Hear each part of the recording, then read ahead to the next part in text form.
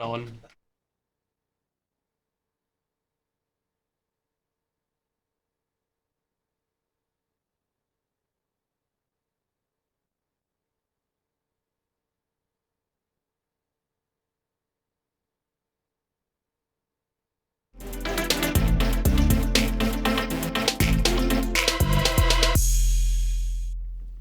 I'm Harry Smith. The time is 11:30 and these are your sports stories.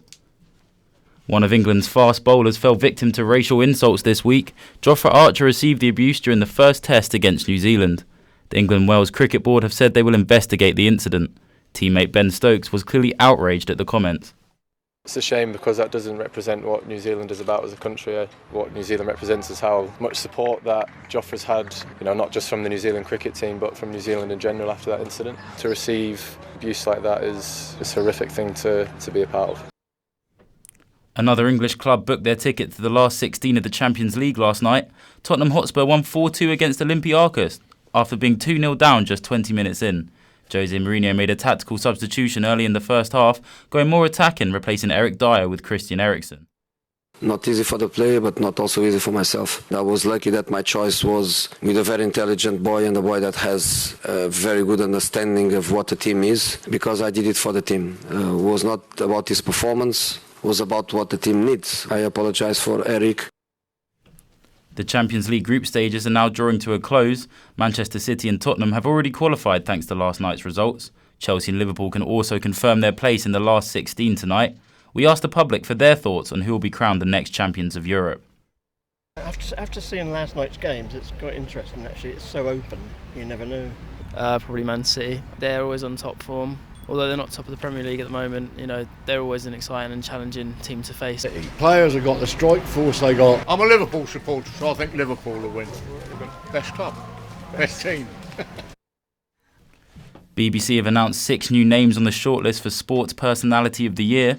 The list includes Ben Stokes, Raheem Sterling, Alan Wynne-Jones, Katrina Johnson-Thompson, Lewis Hamilton and Dina Asher-Smith. Ben Stokes is very much tipped to claim the prize after an incredible year for English cricket. Bristol Bears announced a new addition to their team this morning. Semi Radradra will join the team from the 2020-21 season. The Fiji winger impressed during this month's World Cup. He joins Pat Lam's side on a 3-year deal.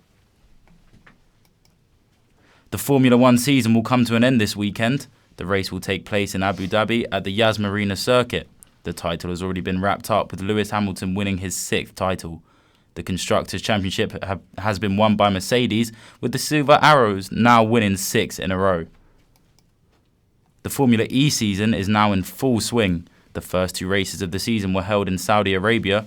Both events were won by British drivers, with Alexander Sims and Sam Bird storming to victory. The next Grand Prix will take place in Santiago, Chile on the 18th of January. I've been asked quite a bit about what would you consider a successful Australian Open, and for me it would be to get through a 5-set match and my... We are less than 2 months away from the Tennis Australian Open. Andy Murray remains hopeful of a full recovery from his hip surgery. Murray returned to the sport in October to win the European Open after over 9 months out. I've been asked quite a bit about what would you consider a successful Australian Open, and for me it would be to get through a 5-set match and my hip feel okay, because if I do that I'll then know that, I'll be able to potentially compete at the Grand Slams in the future. Hampshire and England all-rounder Liam Dawson is excited about the new Cricket 100 competition.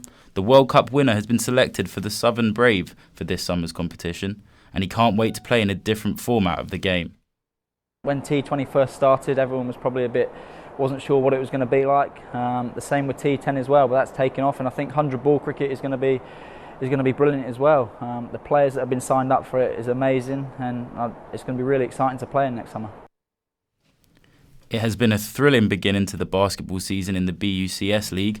Southampton Solent have started excellently, having yet to taste defeat. Star shooter Reginald Egbe has had his say on his team's emphatic opening. This season we're undefeated, and I feel like we're going to win this league without losing a game. I feel like our teammates are all better skilled and we play better as a team. I want to play pro basketball after university. Yes, definitely after uni I'm going to play basketball. In MMA news, a new name may be making a feature in UFC next year.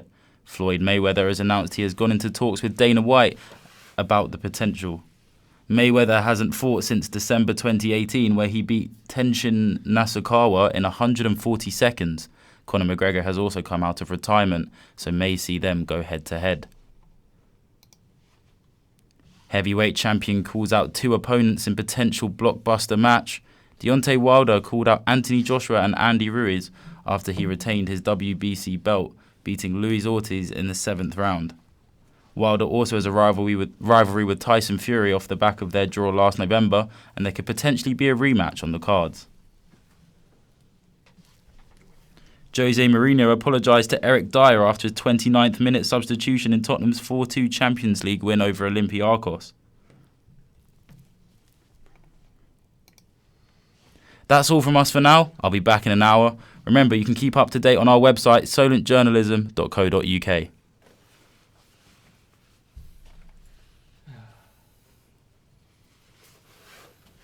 That was a horror show.